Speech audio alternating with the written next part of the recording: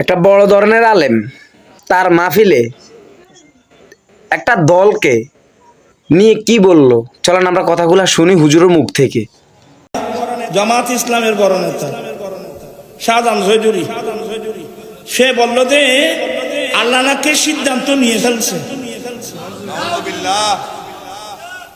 আপনারা school college ছাত্র ভাইদেরকে বলছি, আল্লাহর জন্য কোন শব্দ ব্যবহার করতে হয় এই জ্ঞানও যদি তাদের কাছে না থাকে, সে কিভাবে ইসলামের কথা বলবে?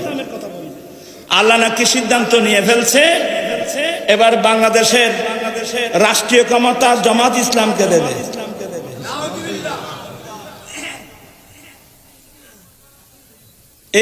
এই সমস্ত নেতায় এক গোটা দলকে ডুবাবে। এটা সম্পূর্ণ কোরআন সুন্নাহ বিরোধী একটা কথা।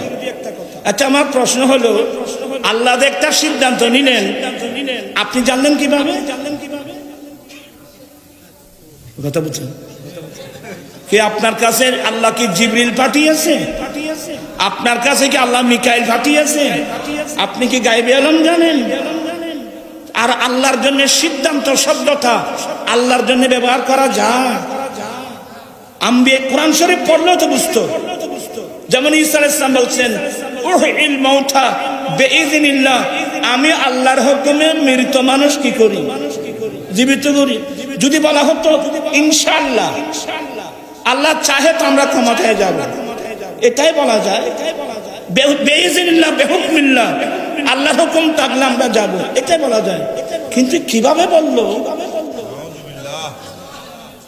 আমি জামাতি ভাইদের কাছে অনুরোধ জানাচ্ছি, এই সমস্ত নেতায় গোটা দলকে আপনার ডুবাবে, যার কাছে কোরআন শরীফের ন্যূনতম জ্ঞানও নেই।